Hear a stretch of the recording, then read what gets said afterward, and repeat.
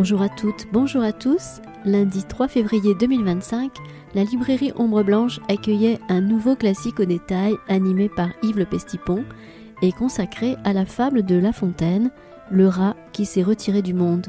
Bonne écoute. Bon, l'heure étant l'heure et La Fontaine étant La Fontaine, nous allons essayer de commencer. Je suis très content de vous voir aussi nombreux pour cette énième série des classiques au détail, donc dans lesquels on essaie de présenter des textes littéraires français entre le XVIe et le XVIIIe siècle, qu'on appelle des classiques. Et aujourd'hui, on est vraiment dans les classiques, parmi les classiques, puisqu'on est un auteur de l'époque, on dit classique, et qu'il est dans tous les livres pour toutes les classes, puisqu'il s'agit donc de Jean de La Fontaine. Et j'ai choisi une des fables les plus célèbres de Jean de La Fontaine, qui est le rat qui s'est retiré du monde, qui fait un peu suite à la fable que hier on a expliquée avec Sébastien Langlois et Alexia Bonnet au Jardin des Plantes à Toulouse, devant la statue de La Fontaine, qui étaient les grenouilles qui demandent un roi. Deux fables politiques qui ont beaucoup de choses à voir, mais celle-ci est sans doute plus complexe, plus subtile. De mois en mois, on fait des classiques au détail avec des textes littéraires français. Le mois prochain, ça sera une chose un peu différente. Vous trouverez ça sur le programme d'Ombre Blanche. On appelait ça, avec mon ami Didier Foucault, Autour de Vanini. Ce ne sera pas une explication de texte. On va présenter un recueil d'un colloque qu'on a fait à l'Académie il y a 4 ans autour de l'anniversaire de la mort de Vanini, qui s'appelle L'esprit de liberté au temps du Parlement. Alors on lira les textes de Vanini, on parlera de Vanini, on parlera de Toulouse et de son histoire. On vendra des centaines d'exemplaires du recueil de 800 pages universitaires qui s'appelle L'esprit de liberté au temps du Parlement. Et donc ce ne sera pas une explication de texte, mais quelque chose qui sera d'une nature un peu différente. Ça sera la présentation d'un livre qui est d'ailleurs déjà en vente à Ombre Blanche et qui est un best-seller intersidéral. On attend la traduction en Corée du Nord prochainement. Alors, allons maintenant sur cette fable de La Fontaine, le rat qui s'est retiré du monde, dont le titre reste souvent dans les mémoires de beaucoup d'écoliers. Alors, de La Fontaine, juste de petits rappels. En effet, c'est un personnage qui vit à l'époque de Louis XIV. Il vit aussi à l'époque de Louis XIII, assez largement. Il est né en 1621, il meurt en 1695. Et c'est un monsieur qui n'aurait pas fait grand-chose de sa vie s'il était mort autour de 1660-1662. En gros, jusqu'à ce moment-là, il avait essentiellement bullé, il avait peut-être un peu couru les filles, il avait été un peu dans les tavernes de l'époque, il avait fait diverses tentatives d'écriture, il avait fréquenté le surintendant Fouquet, etc. Et le malheur de sa vie, c'est qu'en 1661, et ça a été la chance pour lui et pour nous, Louis XIV a vraiment pris le pouvoir. Louis XIV était roi depuis quelques années, mais il était très jeune. Et en 1661, il se dit, je vais régner sans Premier ministre et faire une sorte de, non pas de coup d'État, parce que ce n'est pas exactement le mot, mais prendre le pouvoir. Et c'est là qu'il aurait eu cette formule, l'État, c'est moi. Et donc, il déquille le surintendant Fouquet, qui serait bien vu Premier ministre, qui était le protecteur de Louis XIV. Et La Fontaine et les amis du surintendant Fouquet se retrouvent un peu dans vrac, sans subvention, sans drac, sans conseil général, sans tout ce qu'on veut. Enfin, à l'époque, ça n'existait pas, mais voilà, sans moyen d'avoir de quoi subsister en foutant pas grand-chose. Voilà, c'était vraiment sa situation. Et soudain, il est amené à s'exiler dans le Limousin et il ne sait pas trop quoi faire. Et il va tenter plusieurs choses pour se remettre à flot, après quelques difficultés. Ce sera d'un côté les contes érotiques de La Fontaine, dont les premiers sortent autour de 1665. Il en fera constamment. Ça aura évidemment un succès de scandale. Si on fait des contes érotiques, c'est bien, ça fait du bruit. Voilà, un peu de scandale. Et puis surtout en 1668, il va publier le premier recueil des fables, les fables qui pour nous sont souvent les plus célèbres et qui commencent par La cigale et la fourmi, etc. Corbeau et le renard et bien d'autres, des fables assez courtes qui sont très clairement imitées d'Ésope. Et puis là, c'est un succès considérable, immédiat. Il y a plusieurs rééditions, il y a très vite des traductions. Et le public, évidemment, demande d'autres fables. On veut les fables, monsieur, on veut des fables. Alors lui, il avait envie de faire autre chose, il avait envie de faire des contes érotiques. Ça marchait, voilà, les contes érotiques, ça marche toujours. Faites-en si vous voulez avoir un peu de succès. Il avait tenté un roman qui s'appelle Les Amours de Psyché et de Cupidon, qui est très compliqué, qui n'a pas eu un très grand succès, même s'il y a eu des représentations théâtrales, qui en ont été tirées à ce moment-là. Et puis, en 1678, poussé par le public et sans doute par son désir, il publie un second recueil de fables qui est celui dont est extrait le rat qui s'est retiré du monde. Alors là, il se dit, eh bien, je peux refaire la même chose, c'est-à-dire refaire des fables d'Ésope relativement courtes, ou alors je peux faire un peu autre chose. Et donc, comme le stock des meilleures fables d'Ésope était un petit peu épuisé, mais il en restait encore, mais enfin, les meilleurs étaient peut-être passés, les plus connus, la cigale et la fourmi, le corbeau et le renard, le loup et l'agneau, enfin tout ça, ça c'est des fables qu'on apprenait déjà à l'école avant La Fontaine, que les curés racontaient dans leurs sermons, que les avocats utilisaient à telle ou telle occasion. Donc, le stock des tubes, si on peut dire, d'Ésope et de Phèdre était un peu épuisé, pas tout à fait épuisé, mais enfin largement entamé. Il se dit, je vais essayer de trouver des sujets ailleurs. Et donc, par exemple, en Orient, des fables qu'on va appeler d'origine orientale, il se trouve qu'il y a des voyageurs qui, à ce moment-là, viennent d'Orient et qui ramènent des récits. Il est un peu au courant. Il est ami d'un géographe qui s'appelle Bernier, qui voyage un peu à travers le monde. Il y a des fables qui ont été écrites par d'autres qu'Ésope et Phèdre dans l'époque médiévale ou dans d'autres régions que l'Italie ou la Grèce. Et il y a aussi des fables médiévales. Et puis, on peut aussi peut-être éventuellement inventer par-ci par-là des fables. Alors, ces fables seront en partie nouvelles, parce qu'elles auront des origines nouvelles. Ce ne sera pas uniquement Ésope, ce sera bien autre chose. Et elles seront plus amples. La première de ces fables du second recueil s'appelle Les animaux malades de la peste. Tout le monde la connaît, parce qu'elle finit par « Selon que vous serez puissant et misérable, les jugements de cour vous rendront blanc ou noir. » Voilà, alors très grande fable, beaucoup plus longue que la plupart des fables du premier recueil. C'est, je ne sais pas, 90 ou 110 vers peut-être, alors que la première fable du premier recueil, c'est La cigale et la fourmi, c'est quelques vers, c'est tout petit, donc on change de volume. On a aussi une complexité beaucoup plus grande, il y a beaucoup plus d'animaux, de personnages, d'ambiguïté, de situations. Et donc, voilà, d'un seul coup, il dit, voilà, je fais ça. Et puis, juste après cette première fable, il y en a une autre qui s'appelle Le mal marié, qui est aussi une fable ample et qui est une sorte de conte avec un problème de mariage, les mal mariés, on voit très bien, et qui d'ailleurs rappelle un peu la première, parce qu'il y a les animaux malades de la peste. La suivante, c'est le mal marié. Et le mal se balade de fable en fable jusqu'à la dernière fable du premier livre du second recueil, qui s'appelle Un animal dans la lune, mal, animal, les animaux malades de la peste, etc. Et la troisième fable de cette série, très différente des deux premières, mais longue aussi, ou relativement longue, un peu moins longue que les animaux malades de la peste, c'est le rat qui s'est retiré du monde. Et le rat qui s'est retiré du monde, c'est une fable très étrange dans l'histoire des fables de La Fontaine, parce que c'est une fable dont on n'a pas la source. On ne sait pas d'où ça sort très bien. Alors, il y a plusieurs hypothèses, il y a quelques trucs qui ressemblent un petit peu à ça, mais là où on a plein de versions de la cigale, la fourmi, du rat de ville et du rat des champs, chez Horace, chez bien d'autres, antérieurs à La Fontaine, dans le rat qui s'est retiré du monde, on est devant un cas particulier d'une fable inventée, probablement par La Fontaine, très largement inventée, et on va essayer de comprendre pourquoi et comment. Donc on a une fable qui vient plus ou moins d'Ésope, Les animaux malades de la peste, mais qui est beaucoup plus ample. Puis une sorte de conte, Le mal marié, et puis crac, festival, tout à fait autre chose, Le rat qui s'est retiré du monde. Alors je vais la lire, et après on va essayer d'aller voir ce qui se passe dans ce rat, et dans ce monde, et dans ce retiré. Le rat qui s'est retiré du monde. Les Levantins, en leur légende, disent qu'un certain rat, là des soins d'ici-bas, dans un fromage de Hollande, se retira loin du tracas. La solitude était profonde, s'étendant partout à la ronde. Notre ermite nouveau subsistait là-dedans. Il fit tant de pieds et de dents qu'en peu de jours il eut au fond de l'ermitage le vivre et le couvert. Ah, que faut-il davantage? Il devint gros et gras. Dieu prodigue ses biens à ceux qui font vœu d'être siens. Un jour, au dévot personnage des députés du peuple rat s'envinrent demander quelque aumône légère. Ils allaient en terre étrangère chercher quelque secours contre le peuple chat. Ratopolis était bloqué. On les avait contraints de partir sans argent. Attendu l'état indigent de la République attaquée. Ils demandaient fort peu, certains que le secours serait prêt dans 4 ou 5 jours. « Mes amis, dit le solitaire, les choses d'ici-bas ne me regardent plus. En quoi peut un pauvre reclus vous assister? Que peut-il faire que de prier le ciel qu'il vous aide en ceci? J'espère qu'il aura de vous quelques soucis. » Ayant parlé de cette sorte, le nouveau saint ferma sa porte. Qui désignai-je, à votre avis, par ce rat si peu secourable? Un moine? Oh non! Mais un dervis.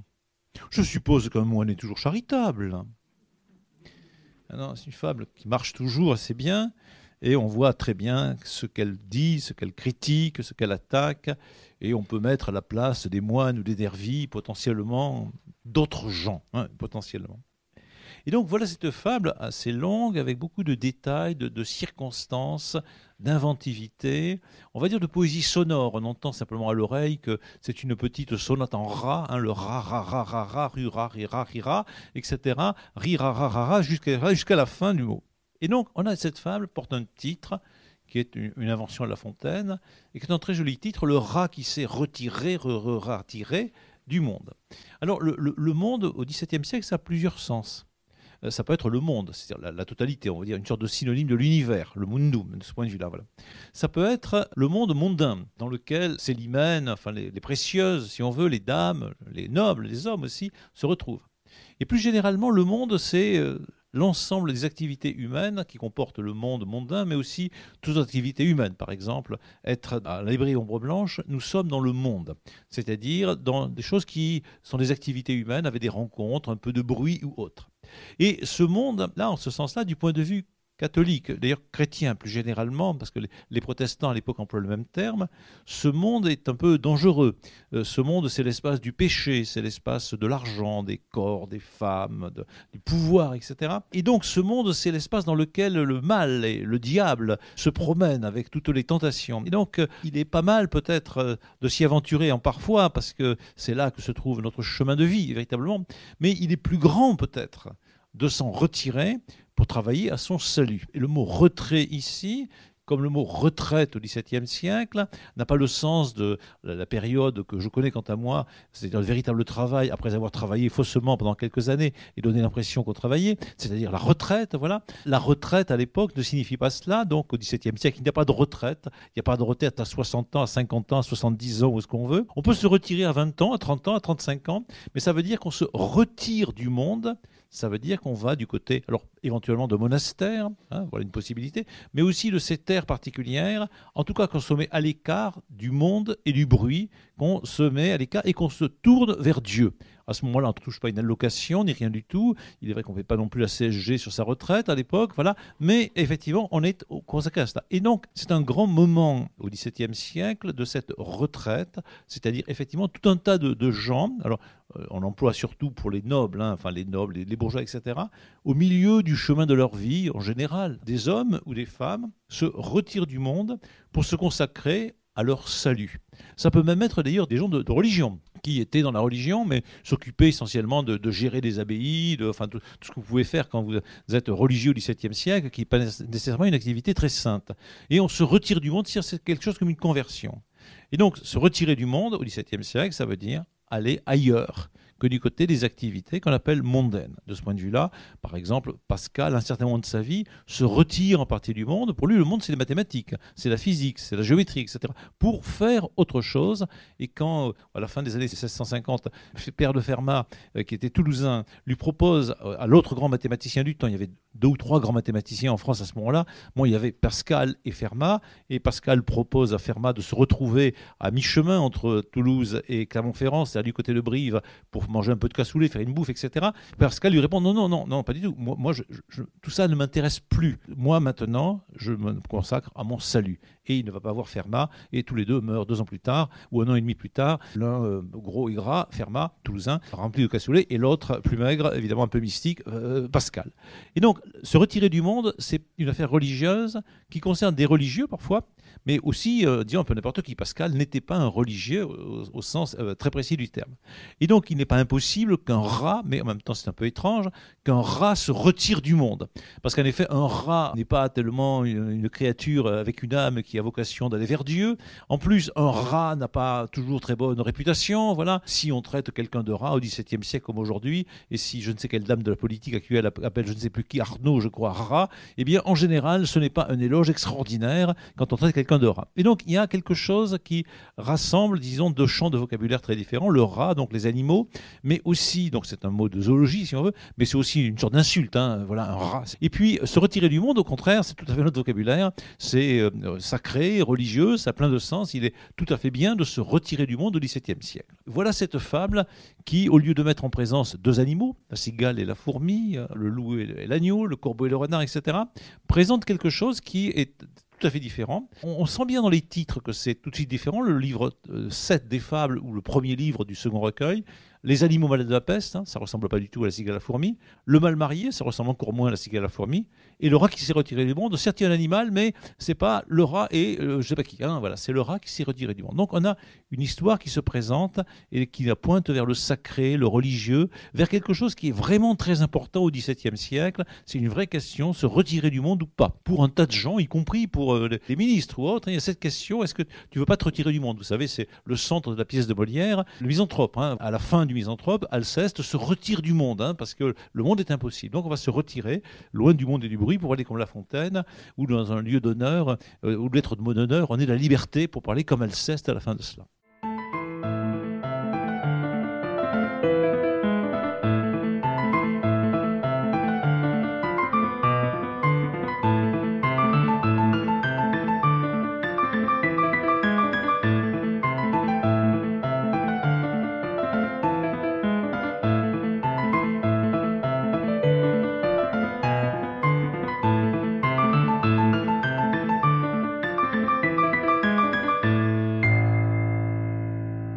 Et donc cette histoire commence de manière un peu étrange par les Levantins en leur légende.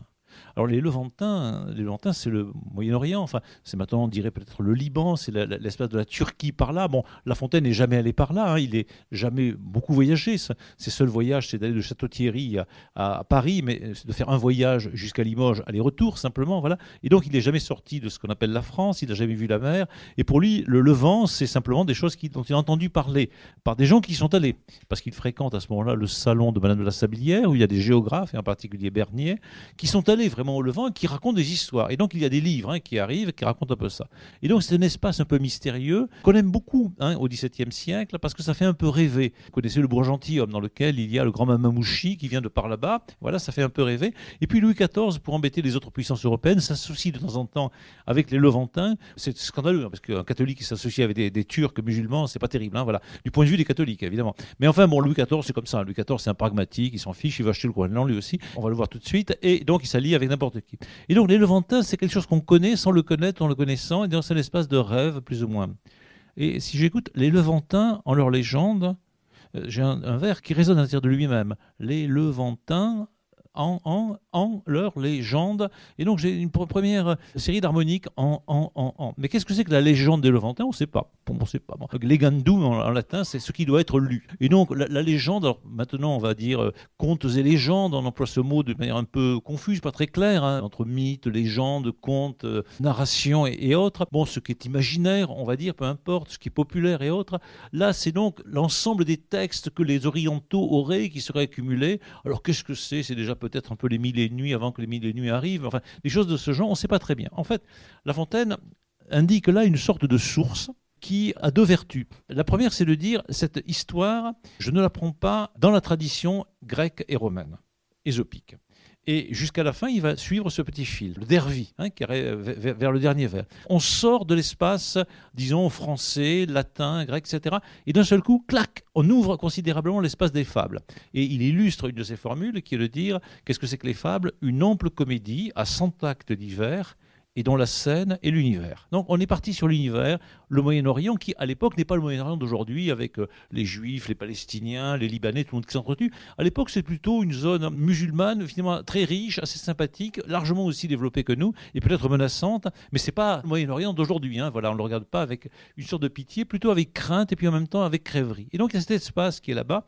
Première raison, donc, on ouvre considérablement l'espace grâce à tout ça. Et deuxième raison, c'est une sorte de jeu, parce que comme on ne connaît pas la légende de Levantin, comme les lecteurs ne la connaissent pas, comme La Fontaine ne le connaît pas vraiment terriblement, donc c'est une sorte de blague. C'est de dire quelque part, écoutez, je vais vous raconter une histoire que d'autres types racontent, qui nous font rêver un petit peu, mais on ne sait pas très bien si c'est pas moi qui l'ai pas écrite. Et voilà, donc les Levantins en leur légende, donc on est loin, on rêve, vous voyez, Scheherazade, enfin ce que vous voulez, voilà, disent qu'un certain rat, et clac, on tombe dans un rat, bon il y en a dans mon jardin, voilà, à Revel, il y en a partout, un certain rat, et puis il y a cette tournure, c'est pas un rat, c'est une tournure un peu latine. Un certain rat, quidem, en latin, voilà. C'est un certain rat, mais le rat est aussitôt là des soins d'ici-bas. là, des soins d'ici-bas. Alors là, si on se souvient un peu de Tartuffe, du vocabulaire chrétien du XVIIe siècle, si on a un peu l'oreille, un peu la poésie sonore, un rat, là, des soins d'ici-bas, on était en, le rat, des soins. On a quelque chose d'assez rigolo parce que quand un rat soit là, des soins d'ici-bas, c'est assez étrange, il faut dire. Donc, ici-bas, c'est le monde terrestre, opposé à là-haut, par là-haut. Et puis là, est intéressant, hier, on l'a rencontré dans la fable qu'on étudie un petit peu avec Sébastien Langlois. Ça commence comme ça. Les grenouilles se lassant de l'éclat démocratique, par leur clameur firetant, etc.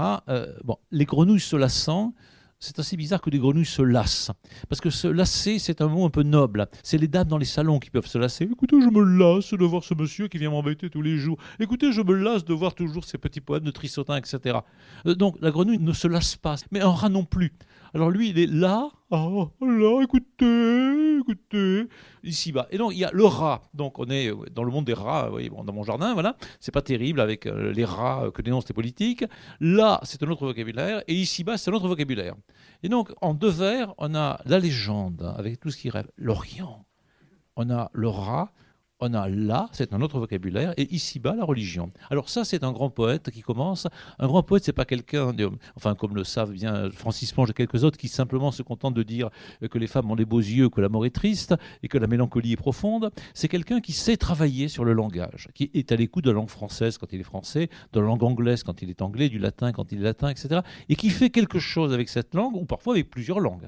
C'est Pessoa ou bien d'autres peuvent travailler sur plusieurs langues, aucune importance. Mais le plus important, sans doute, c'est chez les grands poètes, c'est d'être à l'écoute de la langue, la leur, ou d'autres langues, ou d'un mélange des langues, plus que des grands sentiments que tout le monde connaît, et que Sheila elle-même pouvait les mettre en musique dans ses chansons immortelles. Et donc là, on est dans quelque chose qui est assez rigolo, et qui déjà est de la langue, véritablement, et tout va se jouer sur la langue. Et ça continue. Un certain rat, là, des soins d'ici-bas, dans un fromage de Hollande. Aïe. Alors qu'est-ce que vient foutre le fromage de Hollande là? Parce que les Levantins, là-bas au Moyen-Orient, du côté de la Turquie, enfin tout ce que vous voulez, bon d'accord, le fromage, non, c'est ici, voilà, c'est ici, en Hollande aussi, enfin, mais c'est pas tellement du côté des Turcs, même si, ils ont quelques trucs, voilà. Mais surtout pas des fromages de Hollande, évidemment. Imaginez quelque part du côté du Liban, là dans le mont Liban, je sais pas, entre les Druzes, les Chiites et compagnie, les types en train de se taper au XVIIe siècle un fromage de Hollande. Voilà. Bon, non, bien sûr que non. Le fromage de Hollande, donc, c'est un élément qui est très joli. Alors, peut-être a-t-il été appelé à La Fontaine par la rime. La légende, plank, ça appelle un autre mot, Hollande. Oh, c'est génial, Hollande, voilà, etc. Là, c'est possible que Hollande soit venu dans sa tête à cause de légende, ou légende à cause de Hollande. Enfin, voilà, je pense plutôt dans l'autre sens. Mais il se trouve que la Hollande, c'est intéressant pour La Fontaine, parce qu'on est à ce moment-là, en 1678, à la fin de la guerre de Hollande. Alors, qu'est-ce que c'est que la guerre de Hollande? La guerre de Hollande, c'est une guerre qui est parfois oubliée, je ne sais pas pourquoi. Tout à l'heure, je regardais un peu à Ombre Blanche dans la librairie s'il y avait des bouquins sur la guerre de Hollande, un bouquin qui s'appelle La guerre de Hollande. Oh, zut, il n'y en a pas. Il y a un bouquin sur la guerre de l'Évolution, il y a 3 bouquins sur la guerre de 30 et rien sur la guerre de Hollande. Alors, la guerre de Hollande, c'est une affaire très importante au XVIIe siècle et qui dure un certain nombre d'années, et on est obligé d'en parler un petit peu pour essayer de tenter de voir un peu les effets littéraires à l'époque. La guerre de Hollande, ça commence en 1672 et ça finit en 1678 par le traité de Nimègue, qui est une grande victoire française. Voilà. C'est grâce à la guerre de Hollande que nous avons la Franche-Comté, totalement, et un certain nombre de patelins de petites villes du côté du nord de la France, qui à l'époque appartenaient à la couronne d'Espagne. Alors qu'est-ce que c'est que la guerre de Hollande? Louis XIV, dès qu'il arrive au pouvoir, vraiment en 1661, il est comme Trump, aujourd'hui, il veut tout acheter, tout prendre, à moi, s'il avait pu prendre le Groenland, il l'aurait fait, voilà. Mais le Groenland était un peu loin, donc c'était plus facile de prendre quelques terres du côté de la Catalogne, de la Franche-Comté, du côté de la Hollande, du nord de la France, du côté des États germaniques qui étaient par là, et donc il va essayer de conquérir des territoires. Alors il se trouve des tas de prétextes, comme toujours, on a toujours des prétextes, les autres sont des mauvais. Voilà, un des bons prétextes, c'est une bonne raison, c'est que les Hollandais sont protestants. Non seulement ils sont protestants, les salauds, mais en plus ils sont républicains. Il y a une république de Hollande. Et en plus, les salauds, ils font des caricatures contre le roi catholique Louis XIV. Imaginez, c'est pas possible. Maintenant, si Louis XIV était Poutine, on aurait dit que c'était des nazis. Là, il dit, ce sont des protestants, ça suffit. Il en a marre, voilà. Il en a vraiment marre. Et ils ont des terres, des villes qu'on aimerait bien prendre. Alors, il y a eu une première guerre, qui ne s'appelle pas la guerre de Hollande, tout à fait au début du règne de Louis XIV, qui dure 2 ans. Et puis en 1672, Louis XIV a un ministre qui s'appelle Louvois. Alors c'est le ministre de la guerre. Alors Louvois, son meilleur ami c'est Colbert, mais c'est son pire ennemi. Il faut être meilleur que Colbert. Quand vous êtes ministre de la guerre sous Louis XIV, il faut montrer que vous en avez, que vous êtes là. Il a réorganisé l'armée, il est comme les ministres de Poutine, il veut attaquer un pays à côté le plus vite possible. Le pays qui convient, c'est la Hollande. Alors c'est embêtant parce que la Hollande, ils sont costauds. Et ils ont des amis. Ils ont des amis qui sont les Anglais, éventuellement, et potentiellement les Espagnols. Ça fait beaucoup. Le roi d'Angleterre, à ce moment-là, s'appelle Charles II. C'est un roi un peu imbécile. Il y a la sœur Henriette d'Angleterre qui est là. On paye, on donne de l'argent. Et l'Angleterre s'associe avec la France pour lutter contre la Hollande, l'Espagne et une partie des États allemands et une partie du Saint-Empire romain germanique. Et on réussit à acheter tout un tas de provinces et de duchés, d'États du côté de l'Allemagne. Et donc, une coalition qui se constitue avec Louis XIV, le roi d'Angleterre, et puis un certain nombre d'États espagnols contre les provinces unies, c'est ce qui est visé essentiellement, aussi contre la monarchie espagnole, qui possède des tas de places du côté du nord de la France, et contre ce qu'ils appellent les Habsbourg, le Saint-Empire romain germanique. Et donc cette guerre commence en 1672. Alors c'est une série de défaites navales pour la France, parce que les Hollandais, ils sont malins, ils ont des bateaux. Mais Louis XIV et Louvois font passer leurs armées par ce qui maintenant est la Belgique et réussissent à s'approcher d'Amsterdam. En 1672, c'est très difficile pour les Hollandais. Et les Hollandais, on le sait, on s'en souvient, ils font une action absolument héroïque. Ils coupent les digues, ils inondent tout le pays. Et donc du coup, les armées de Louis XIV ne peuvent pas avancer véritablement. Elles s'embourbent. Il faut attendre un peu l'hiver, que ça gèle pour avancer un petit peu. Et la guerre va être plus ou moins indécise pendant plusieurs années. En 1672, il se trouve que les Hollandais, qui sont des Hollandais et qui sont des commerçants, ils ne se cotisent pas en masse pour financer leur gouvernement pour lutter contre Louis XIV. Là, on arrive un peu à la fable. Et puis en 1675, les armées de Louis XIV avancent, reculent, on prend des places, on avance, on recule. Enfin, c'est très compliqué le détail de ces guerres. Il y a beaucoup de morts comme d'habitude dans les guerres. Et Louis XIV a besoin d'argent. Vous savez, quand on fait la guerre, on a toujours besoin d'argent. Poutine ou les autres, Trump bientôt, quand il attaquera le Groenland, il aura besoin d'argent. Tout le monde a besoin d'argent. Et donc il demande à l'Église de France de lui filer un peu de fric pour écraser les protestants. Alors, mais les curés... donner du fric, nous, écoutez, oui, un peu comme Bernard Arnault aujourd'hui, on n'a plus rien, on est pauvres, toujours un peu ça. Et voilà, ils n'ont pas envie, on les comprend. Il réussit quand même, Louis XIV, à récupérer de l'argent et finalement à conquérir des bouts de territoire au point qu'en 1678, les autres pays d'Europe vont admettre une sorte de paix qui permet à la France de récupérer la Franche-Comté et un certain nombre de territoires. Et donc, quand le livre paraît, en 1678, on est au moment du traité de Nimègue. C'est une très grande victoire de Louis XIV, européenne. Donc cette guerre de Hollande, elle est dans tous les esprits. Elle est dans tous les esprits parce qu'on a payé pour la guerre de Hollande. Les armées françaises sont sur le front. Il y a le problème avec les protestants qui sont en France. Les protestants sont plutôt favorables aux Hollandais. Une partie de l'opposition, Louis XIV, trouve qu'il exagère un petit peu en faisant cette guerre de Hollande. Mais c'est une très grande victoire. Et donc la guerre de Hollande, ça signifie quelque chose. Donc dans un fromage de Hollande, claque pour le lecteur de 1678, ça veut dire allusion à la guerre de Hollande. Voilà le paysage. Alors pour nous, c'est simplement le fromage de Hollande. Pour là, c'est cette affaire-là. Ça ne veut pas dire que La Fontaine traduit directement un épisode de la guerre de Hollande. Par exemple, ce moment de 1675 où l'Église de France est extrêmement réticente à financer le pouvoir, la guerre menée par Louis XIV. Mais sans doute, il y pense, et en tout cas, les lecteurs du temps y pensent. Et certainement, c'est à partir du mot Hollande que La Fontaine invente en partie son histoire.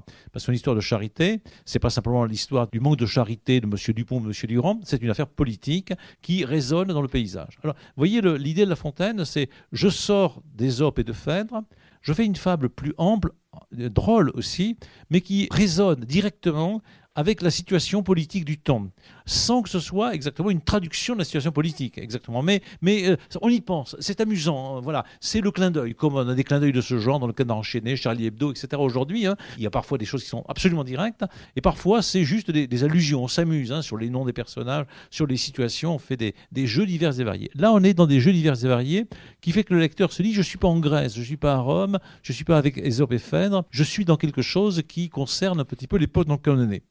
Et donc, dans un fromage de Hollande, se retira loin du tracas. Et au moment où il se retira loin du tracas, c'est le rat. Le rat se retira loin du tracas, mais il ne peut pas se retirer tout à fait loin du tracas, parce que c'est le rat. Et dans retira loin du tracas, vous entendez le rat à chaque fois. D'accord, le rat est partout. Donc, le rat se retira loin du tracas, mais il est là, en même temps. Et donc, le tracas, c'est une manière un peu comique de dire la même chose que le monde, tout à l'heure. Le monde, c'est le mot noble. Si je suis un prêtre au XVIIe siècle, je vais dire je me retire du monde.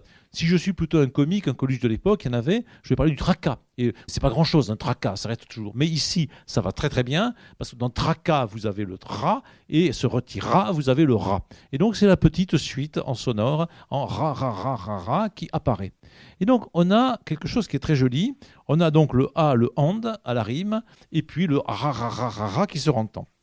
La solitude est très profonde, s'étendant par toute la londe. Alors, solitude est un des grands mots, solitaire, solitude, là aussi du XVIIe siècle. On a souvent parlé des solitaires de Port-Royal. Alors, qu'est-ce que ça veut dire? Port-Royal est une abbaye dans laquelle sont des jansénistes. Les solitaires, ce sont les gens qui se retirent du monde. Et le mot solitude a plusieurs sens au XVIIe siècle. Il a le sens un peu, comme on l'a aujourd'hui, la solitude un peu douloureuse, la mélancolie, le fait d'être seul, etc., être abandonné. Les personnes âgées sont laissées parfois dans un état de solitude. Mais la solitude, c'est aussi quelque chose de positif. Au XVIIe siècle, la solitude, c'est le choix d'être seul en se retirant du monde. Et enfin, une solitude, et c'est aussi ce sens qui joue là, le lieu dans lequel on est dans la solitude. Par exemple, le monastère ou plutôt l'ermitage. Et donc la solitude, ça joue sur deux sens au moins, c'est-à-dire le lieu où l'on est, et aussi le fait d'être solitaire. Quand on joue sur deux sens d'un mot, ça s'appelle une syllèpse. Il y a deux sens du mot. Et profond va jouer aussi sur deux sens. Puisque donc, c'est profond parce que c'est dans le fromage de Hollande, dans un trou, d'accord? Mais on sait bien qu'une solitude profonde, c'est une image qu'on emploie volontiers, ça veut dire une solitude extrême, forte, intense, etc. Et donc, effectivement, un ermitage, la solitude est profonde. Et s'étendre partout à la ronde est de nouveau une syllèpse, parce que parler à la ronde, bon, par exemple, je peux dire ici, en Ombre Blanche, je parle à la ronde, coucou, bonjour, même aux gens qui sont derrière, voilà.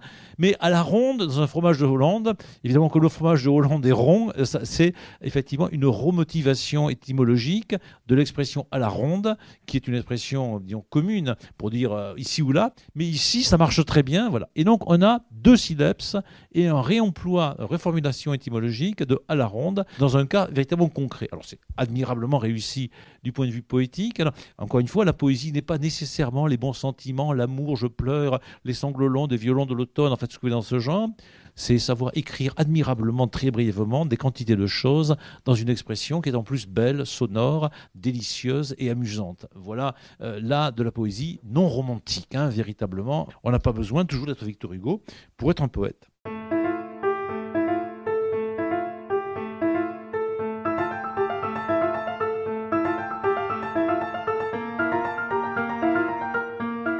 Yves Le Pestipon, autour de la fable de Jean de La Fontaine, le rat qui s'est retiré du monde, lundi 3 février 2025, à la librairie Ombre Blanche à Toulouse.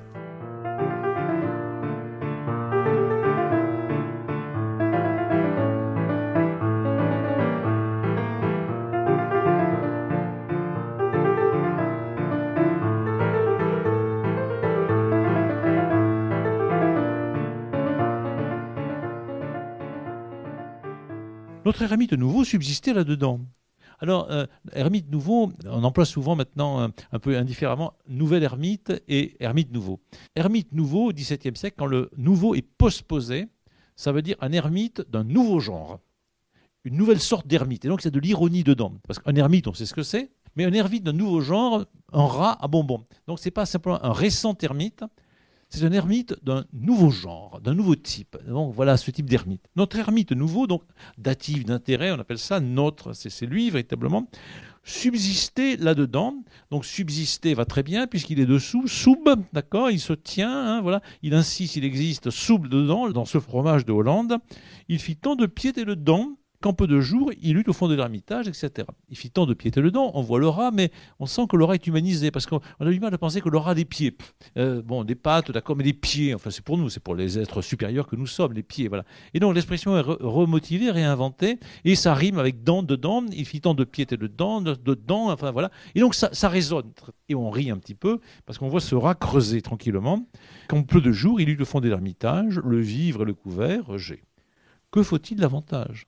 On entend là, soudain, brusquement, merveilleusement, la voix du narrateur.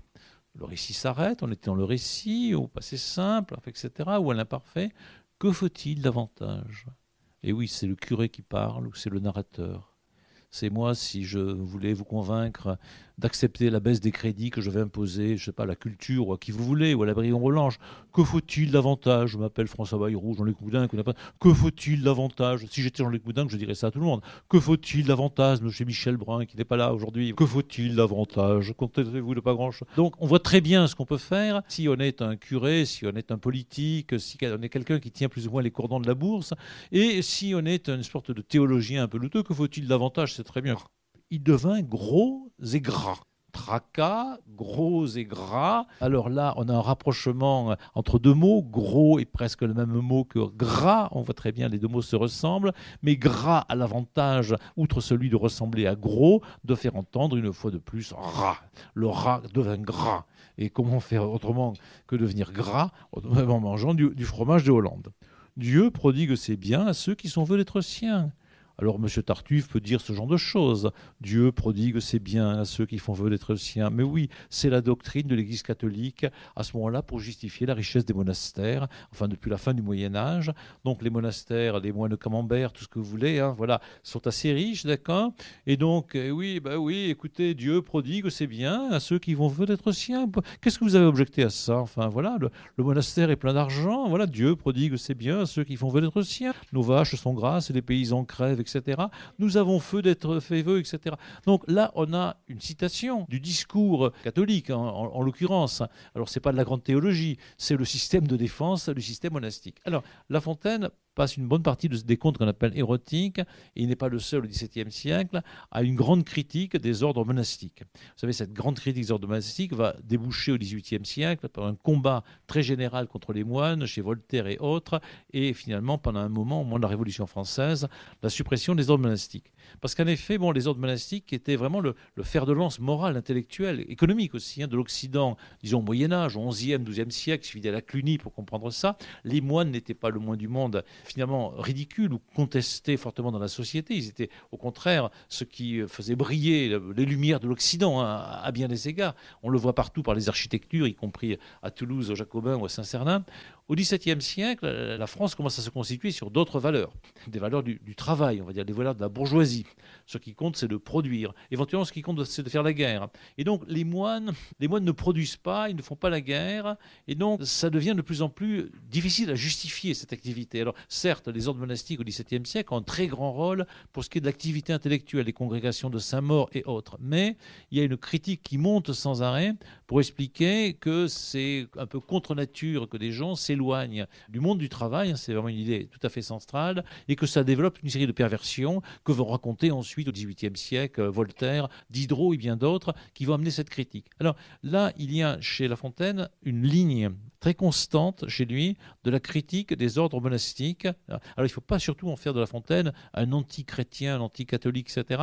Mais comme un certain nombre de gens de ce moment-là, il a une sorte de sourire contre les ordres monastiques. Alors si vous lisez un peu les contes de La Fontaine, les nonnes ne pensent qu'à se taper le curé ou le jardinier, et les curés, ils ne sont pas pédophiles, mais enfin ils s'intéressent à tout ce qui n'est pas les petits-enfants, ce n'est pas un thème de La Fontaine, mais ils sont très occupés par la courtisanerie en direction des nonnes ou d'autres gens de ce genre, et ils ne font rien, ils sont très bêtes en général, et tout ce que vous voulez.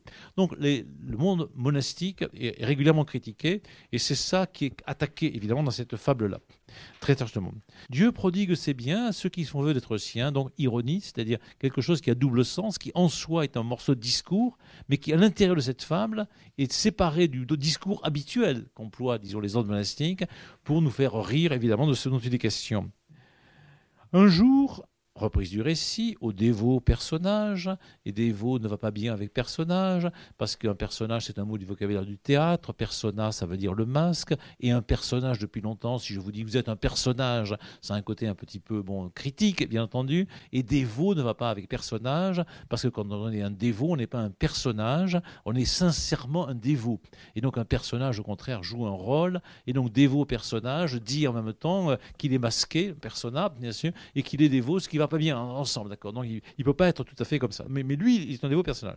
Des députés du peuple rat s'en va demander quelques aumônes légères. Alors les députés au XVIIe siècle ne sont pas élus comme tel ou tel aujourd'hui, ce sont des gens qui sont un peu comme des ambassadeurs, c'est des gens qu'on envoie pour porter la bonne parole dans une ambassade, hein, c'est le cas là. Donc ces députés ont été choisis, mais ils sont surtout envoyés pour apporter, disons, des informations ou faire ici des demandes. Et donc on rentre dans quelque chose qui est un peu l'héroïque comique. Le burlesque, c'est on prend des choses élevées et on les amène en bas. Et là, c'est presque l'inverse. On a des mots élevés, députés, peuple, hein, qui sont des mots politiques hein, avec un sens noble. Et puis rat, ça va pas très bien. Hein, voilà, le peuple rat, ça va pas très fort. On est chez Walt Disney, si vous voulez. Et donc là, il y a un effet comique dans les députés du peuple rat, d'autant plus qu'il y a députés des peuples rats. Enfin, vous voyez, ça, vous avez des occlusives. Les députés du peuple rat, bon, voilà, on a envie de se le dire dans la bouche. Et le député du peuple rat, député, bon, voilà, ils sont là. Sans vers demandé. Et là, on a du discours qu'on peut appeler indirect libre. Quelques aumônes légères. On appelle discours indirect libre. Vous savez que le discours direct, c'est si je dis Dupont dit, de point, il fait chaud. Discours indirect, Dupont dit ou disait qu'il faisait chaud. Et discours indirect libre, qu'emploie beaucoup Flaubert au XIXe siècle, mais qui est employé avant, c'est sans mettre de queue et sans mettre un système de subordination complexe, on introduit de manière libre le discours qui est tenu en modifiant les temps. Et c'est ainsi le cas. Donc ici, ça commence tout à fait dans la phrase, sans vers demander quelques aumônes légères, c'est eux qui le disent, quelques aumônes légères. Nous demandons quelques aumônes légères. Le rat est lourd, il est gros, il est gras, et eux, ils demandent, non pas une aumône, mais quelques aumônes, et simplement légères. Et ils ajoutent, ils allaient en terre étrangère. Donc c'est nous allons en terre étrangère. Voilà la situation. Nous allons en terre étrangère. Nous allons dans quelque chose qui est très dangereux. Hein. Au XVIIe siècle, voyager, partir au loin, etc., c'est une aventure un peu compliquée. Chercher quelques secours contre le peuple chat. Et on voit très bien Zelensky aujourd'hui traverser le monde, aller voir Trump ou qui vous voulez, aller demander quelques aumônes légères, ou quelques milliards peut-être, à Trump ou à qui vous voulez, pour le peuple, disons, ukrainien dans ce cas-là, ou pour d'autres peuples. Et donc, cette situation, on la connaît bien, et le discours, c'est Ratopolis est débloqué. Donc, La Fontaine invente à partir d'un mot de Rabelais et du grec, ce mot de Ratopolis. Donc, polis en grec, ça veut dire la cité, la ville, et rato, bon, c'est rat. Et donc, il en invente une espèce de mot un peu improbable, d'accord, entre un mot français vaguement latin et un mot grec, et on crée cette cité de science-fiction qui s'appelle Ratopolis, et bien sûr, était bloquée. Et bien sûr, au XVIIe siècle, Louis XIV ne cesse de bloquer toute une série de places, c'est-à-dire on les encercle, on les entoure, et il le fait évidemment constamment dans la guerre de Hollande. Vous avez tous vu des places fortes défendues par Vauban, eh bien c'est pour empêcher de bloquer la place, hein, ou en tout cas de tenir véritablement le choc. Et donc ces députés du peuple rat renvoient apparemment à ces gens qui sont attaqués par une puissance étrangère. Et c'est là que la fable de La Fontaine devient un peu compliquée, parce qu'on ne sait pas très bien de quoi elle parle en réalité. Ou bien il s'agit de faire une allusion à la France qui attaque la Hollande et qui va demander à l'Église une aide. Et l'Église refuse cette aide. Ou bien, comme c'est les questions de la République, vous voyez bien, c'est plutôt les Hollandais qui demandent une aide et qui n'obtiennent pas d'aide. Alors, selon que l'on fait un choix ou l'autre, on a envie de dire que c'est une allusion au moment de 1672, au moment où les Hollandais sont obligés de briser leurs digues pour empêcher les armées françaises d'entrer à Amsterdam en particulier, c'est là l'enjeu de la bataille. Et le peuple hollandais, enfin les commerçants hollandais n'ont pas très envie de payer, hein, c'est comme ça, voilà. Ou bien en 1675, c'est les armées françaises qui, un peu en difficulté, demandent de l'argent à l'Église de France, et ça c'est l'Église de France qui n'a pas envie de payer. Et donc La Fontaine sans doute joue un peu sur les deux. À ce moment-là, c'est l'actualité. Hein. Il faut se dire que quand les lecteurs de La Fontaine lisent ça à 1678, c'est comme nous, même si on ne suit pas l'actualité tous les jours, on sait à peu près qu'il y a une guerre en Ukraine, on sait à peu près qu'il y a Gaza, Israël, et des choses de ce genre, on sait à peu près le Soudan, on sait à peu près Trump. Et donc tout ça est dans notre tête, et les écrivains du jour, ou les cinéastes, hein, ou les gens de théâtre, vont jouer sur tout ça en sachant que le public va entrer en connivence avec tout ça. Mais ce qui intéresse La Fontaine, c'est pas tellement de dire c'est le roi Louis XIV qui avait raison de demander de l'argent à l'Église, ou c'est les Hollandais qui avaient raison de vouloir se solidariser et d'avoir obtenu, c'est de creuser quelque chose de plus profond et de rire en même temps. Il y a une résistance à ceux qui pourraient aider dans les situations les plus graves, véritablement. Donc Ratopolis est débloqué, ce qui est à la fois terrible et drôle, parce que ces Ratopolis, on les avait contraints de partir sans argent, attendu l'état indigent de la République attaquée. Et donc la République, il n'y en a pas beaucoup au XVIIe siècle. Hein. Il y a deux républiques au XVIIe siècle, il y a Venise et la Hollande. Et le modèle de pensée, c'est, et puis évidemment dans le passé, il y a la République athénienne et la République romaine. Mais pour l'essentiel, effectivement, au XVIIe siècle, l'Europe, Et ce sont des monarchies, enfin des monarchies, des duchés, des États pontificaux, tout ce que vous voulez dans ce genre. Et donc la République est un modèle auquel on pense, parfois on rêve, qu'on critique éventuellement très fortement, et qui est une question. Et donc la République est attaquée, c'est évidemment quelque part la République de Hollande qui est derrière, et c'est cette idée d'une solidarité entre tous les rats, enfin entre tous les gens qui viennent de Ratopolis, qui demandent une aide, sauf le rat qui est là. Hein. Et donc on est là-dedans. Il demandait fort peu certains que le secours serait prêt dans 4, 5 ou 5 jours. La cigale et la fourmi. Et on demande une aide. Ça va revenir bientôt. Dans le cas de la cigale et la fourmi, la cigale avait tort. Elle avait chanté tout l'été sans rien faire. Elle était pleine de vanité. Là, les rats de Ratopolis ont juste été attaqués. Et ils viennent demander une aide au fond légitime à leur confrère qui est un rat. Et donc, normalement, il devrait y avoir solidarité avec tous les rats, et d'autant plus que c'est un rat religieux, véritablement. Donc, on renouvelle complètement l'histoire de la cigale et la fourmi. La cigale et la fourmi, c'était quelqu'un qui n'avait pas bien travaillé, qui n'avait pas épargné, et qui n'était pas assez malin pour convaincre la fourmi de lui donner quelque appui. Il y avait, quelque part, faute du côté de la cigale. Il y aura crime du côté de la fourmi, qui n'est pas charitable, naturellement. Les torts étaient un peu partagés. Ici, on est dans une situation différente et qui est clairement politique. Il y a des gens qui sont attaqués, c'est injuste, ils sont solidaires entre eux, ils viennent demander à leurs risques et périls une aide d'un collègue, un citoyen, un autre rat, qui en plus est un religieux. Donc c'est une réécriture de la cigale et la fourmi, mais autrement. Alors La Fontaine procède beaucoup comme ça, par système d'écho. De fable à fable. C'est pas toujours la même histoire, c'est parfois la même histoire. Ça se renvoie, ça s'envoie et ça revient, un peu comme disait Claude François. Vous voyez, c'est comme ça, et ça retourne. Mes amis, dit le solitaire. Alors mes amis, on l'a rencontré il n'y a pas longtemps.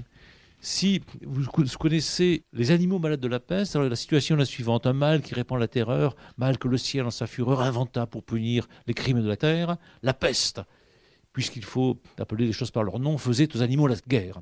Et donc, tous meurent, les tourterelles se fuyaient, etc. C'est terrible. À ce moment-là, comme tout va mal, le roi, qui est le lion, réunit toute la cour pour prendre une décision. Et il leur dit « Mes chers amis », et ça commence de la même manière. Alors, quand vous avez quelqu'un qui vous dit « Mes amis » chez La Fontaine, « Mes chers amis », et que c'est un roi, ou que c'est un religieux, méfiance, méfiance, méfiance. Alors évidemment, le roi, lui aussi, il emploie un vocabulaire religieux. Parce que quand vous êtes un roi et que vous voulez attraper les autres, vous leur dites ceci. Mes chers amis, je crois que le ciel a permis pour nos péchés cette infortune. Et ça continue. Que le plus coupable de nous se sacrifie au trait du céleste courroux. Et donc on avait le roi qui disait un langage religieux, en le commençant par « mes chers amis ». Et maintenant, on a le religieux qui dit « mes amis, mes amis, mes amis », dit le solitaire. Alors les solitaires de Port-Royal, bien sûr, le solitaire. « Les choses d'ici-bas ne me regardent plus. Pensez à Tartuffe quelques années avant. Je vous mets la main sur la cuisse, Madame Elmire. Mais les choses d'ici-bas ne me regardent plus et l'on ne peut vous voir, beauté pareille, etc. Sans voir en vous le portrait où lui a mis ses pains, etc. Voilà. Donc c'est le discours des Tartuffes. La Fontaine, dans les contes de 1675, met aussi une sorte de Tartuffe qu'il appelle un peu différemment. Et donc c'est un discours bien connu qui est fait. Les choses d'ici-bas ne me regardent plus. Le rat, loin des soins d'ici-bas. Il est tourné, il est ailleurs, voilà, on voit très bien à peu près, voilà les choses. En quoi peut un pauvre reclus? Alors reclus n'est plus simplement le solitaire, un reclus c'est celui qui est presque emprisonné, qui est abandonné, qui est malheureux, et en plus il est pauvre dans le fromage de Hollande, où il est gros et gras, enfin tout ça, bien entendu. Vous assistez, alors hop, déplacement d'un vers à l'autre, l'assistance, c'est l'aide qu'on doit apporter en charité. Que peut-il faire ? Que de prier le ciel qu'il vous aide en ceci. Alors j'adore ça. Que peut-il faire que de prier le ciel qu'il vous aide en ceci? Alors vous avez des gens qui sont malheureux, qui font la manche, qui sont pauvres. que de prier le ciel, que vous aide en ceci, voilà. Alors en ceci, donc, c'est dans l'affaire qui est là, le ciel est là. Alors Don Juan va employer le ciel aussi sans arrêt à la fin de la pièce. Quand vous savez, à la fin de la pièce Don Juan, le libertin se convertit, il appelle le ciel, le ciel, le ciel. Le ciel, c'est un mot un peu court, mais on en a plein la bouche.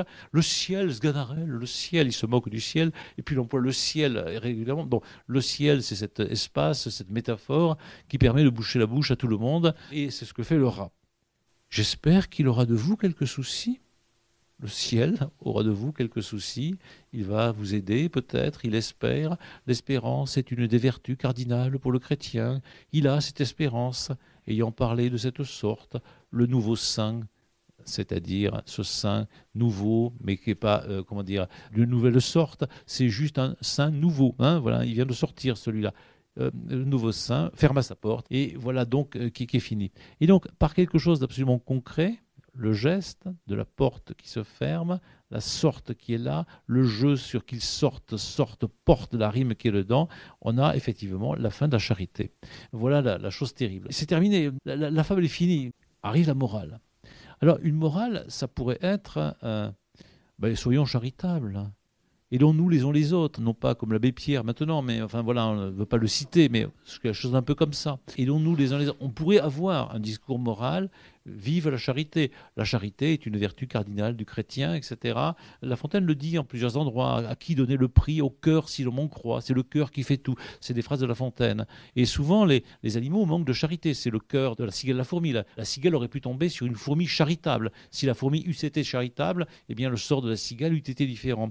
C'est pareil pour le corbeau et le renard. Le renard n'est pas du tout charitable avec le corbeau. Non seulement il lui pique le fromage, mais en plus il se fout de sa gueule. Enfin voilà, c'est terrible. Il y a peu de charité, mais dans les fêtes de La Fontaine, de temps en temps, par-ci par-là, il y a la charité. De temps en temps, une colombe aide une fourmi. Ça arrive. Et une fourmi va le rendre à la colombe. Il arrive qu'un lion soit aidé par un rat. Ça arrive. Il y a des rats qui sont sympathiques dans les fêtes de La Fontaine. Tous les rats ne sont pas rats. Tous les loups ne sont pas loups chez La Fontaine. Il n'est pas raciste en loup ou en rat. Il sait très bien qu'il y a une diversité chez les rats et chez les loups aussi. Et donc la charité, c'est une vertu vraiment tout à fait importante du chrétien, vraiment centrale. Et on aurait pu avoir une sorte de conclusion, morale, qui dit vive la charité, c'est pas bien ce que fait cela, ou même une critique des moines directs, des moines d'Occident directement. Or, il fait tout à fait différemment. Il introduit un jeu qui désignait, à votre avis. Et donc ce jeu n'est pas nécessairement un jeu biographique, c'est pas nécessairement Monsieur La Fontaine avec sa vie, à ce moment-là il a à peu près 60 ans, le fait qu'il a un fils, enfin l'affaire Fouquet, etc. C'est un jeu qui entre et qui est un jeu d'auteur. Mais en même temps, on sait bien pour les lecteurs de 1778 que c'est La Fontaine. Que c'est La Fontaine qui a déjà écrit un recueil de fables, que c'est La Fontaine qui a écrit Psyché et Cupidon, que c'est La Fontaine qui a écrit un certain nombre de contes divers et variés. Et donc c'est un personnage qui apparaît, qui est un personnage d'auteur que l'on connaît, parce qu'on a déjà lu des livres de lui, on connaît un petit peu. Voilà. Donc c'est pas La Fontaine, La Fontaine homme au sens strict, mais c'est quelque part La Fontaine auteur qui apparaît là. Et donc désigné. Alors désigné, c'est donc pointer du doigt. Une fable, en principe, désigne. Mais en même temps, c'est un problème. Qui désigne la cigale et la fourmi? Est-ce que c'est les chanteurs de variété qui ne savent pas préparer l'avenir? Est-ce que la fourmi, c'est je ne sais pas qui? Enfin, vous voyez. Donc c'est vraiment une question. La fable désigne, mais en même temps retient la désignation. Qui désignai-je, à votre avis? Alors, question posée au lecteur, question très ouverte. La Fontaine dit dans une autre fable, sur les plus beaux sujets, il faut laisser au lecteur toujours quelque chose à penser. De quoi ça parle? De quoi parle cette fable? Qui désignai-je, à votre avis? Alors on pourrait répondre les Hollandais, ou l'Église de France, ou autre chose, ou qui vous voulez, ou votre voisin de palier, ou Monsieur Machin. Qui désignai-je, à votre avis? Le débat est ouvert. Par ce rat si peu secourable. Secourable contient rat, secourable est un mot neutre, ce n'est pas un mot catholique particulièrement, c'est un mot laïque, on va dire. Ça suffit. Un moine? Ah, vous diriez un moine, vous? Oh non, c'est trop banal. Tout le monde est d'accord. Non, pas les moines. Enfin, vous voyez, alors derrière, il y a tout ce que la littérature antimonastique du XVIe et surtout du XVIIe siècle, celle qui va se prolonger. Un moine? Non, pas un moine. Mais un dervis. Alors, hop, on avait oublié un petit peu que c'était les Léventins en leur légende, qu'on était au Moyen-Orient quelque part. Donc un derviche tourneur, parce que vous voulez, vraiment. La Fontaine ne sait pas très bien ce que c'est, ça n'a pas d'importance. Un religieux de là-bas, de très loin. on va apporter ce que Lévi-Strauss appelle un regard éloigné. Alors, quand on porte un regard éloigné sur les choses, comme ça, on les voit mieux peut-être, d'une certaine manière. C'est aussi ce que dit Racine. Si on veut faire des tragédies, il vaut mieux les placer dans un temps très lointain ou dans un espace très éloigné. C'est le cas de Bajazet, on se place en Orient. Non, un Dervis, c'est très loin. En même temps, on se met à l'abri. On ne va quand même pas attaquer bille en tête les moines dans un livre qui est présenté, dédié à Madame de Montespan, c'est-à-dire la grande maîtresse royale de ce moment-là, qui sera décriée peu de temps après par Madame de Maintenon, mais ça fait rien. Hein, voilà. On est au cœur du pouvoir. La Fontaine a envie d'être à l'Académie française, etc. On ne va pas s'attaquer. Non. Un moine, non. Mais un Dervis. Devinez. Et ajoute, je suppose qu'un moine est toujours charitable. Alors, charitable, ça c'est le mot chrétien, hein, la charité, bien entendu. Là, on est dans ce discours-là. Dans charitable, vous réentendez plus ou moins le rat qui apparaît. Charivari, le rat réapparaît. Mais je suppose, ça c'est du Descartes, c'est du Fermat, c'est du Pascal. On fait des suppositions. Supposons que x est égal y plus 3, etc. Supposons, j'admets, je suppose, mais peut-être que ce n'est pas vrai. Je le suppose, je le place par-dessous, je le pose par-en-dessous. À vous de penser autre chose. Mais ce n'est pas moi qui le pense. Un moine, je suppose qu'il est toujours charitable. Donc on est dans l'ironie, double sens, et aussi dans l'humour. Et évidemment dans le sous-entendu, l'entendu avec les lecteurs. Les lecteurs de La Fontaine, qu'est-ce que c'est ? C'est des gens comme Madame de Sévigné, c'est des gens comme Madame de Lafayette, c'est des gens comme ses amis, Luc de la Rochefoucauld, c'est des gens comme le chanoine Maucroix, qui est un chanoine, qui est son meilleur copain, et qui passait son temps, d'une part, à traduire les auteurs de l'Antiquité, Démosthène et autres, et aussi à écrire des poésies galantes.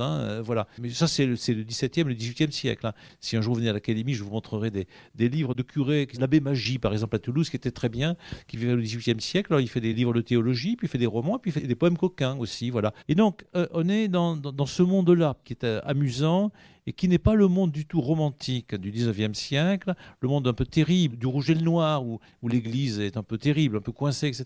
On est dans un monde très très différent, avec lequel on peut jouer. La Fontaine sait qu'il peut jouer, mais il y a des limites. Il ne faut quand même pas exagérer véritablement.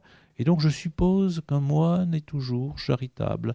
Supposez ce que vous voulez quant à vous. Et donc le texte ouvre à l'infini pour les réflexions des lecteurs. Alors là, ce n'est pas simplement de la poésie, on est chez un grand intellectuel écrivain. C'est-à-dire qu'il laisse effectivement au lecteur des possibilités considérables.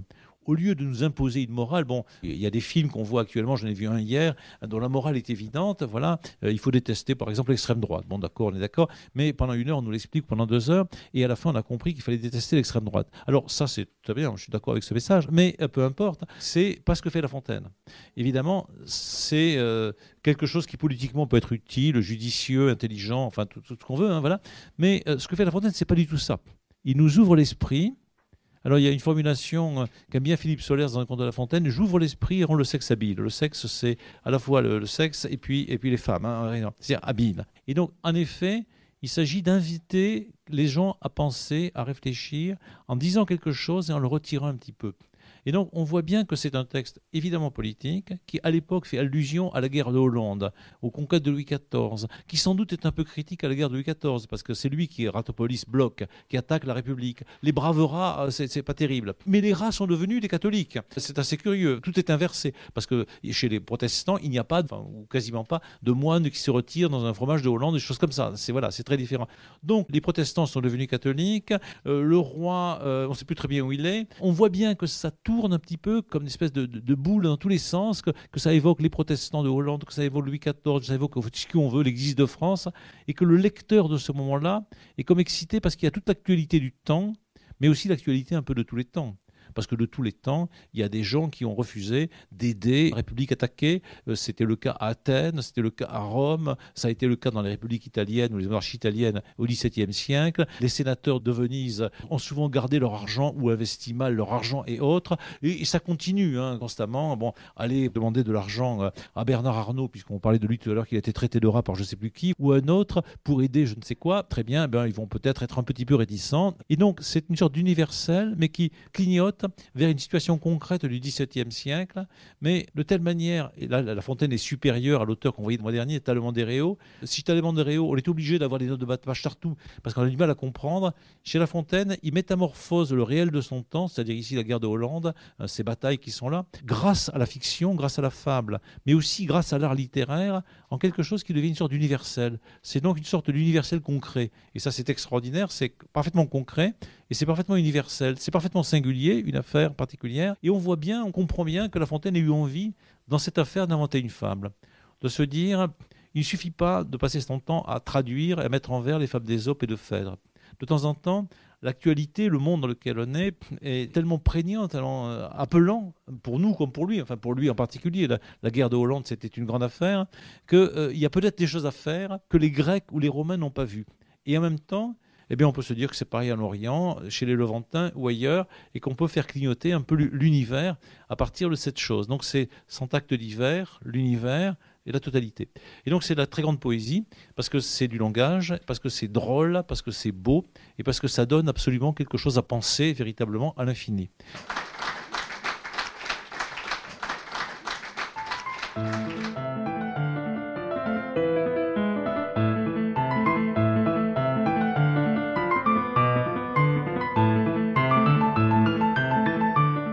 Il s'agissait d'un classique au détail proposé et animé par Yves Le Pestipon, enregistré à la librairie Ombre Blanche à Toulouse, lundi 3 février 2025.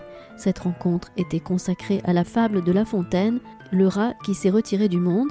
Elle a été réalisée et mise en onde par Radio Radio en collaboration avec Radio Radio Plus et Radio Terre.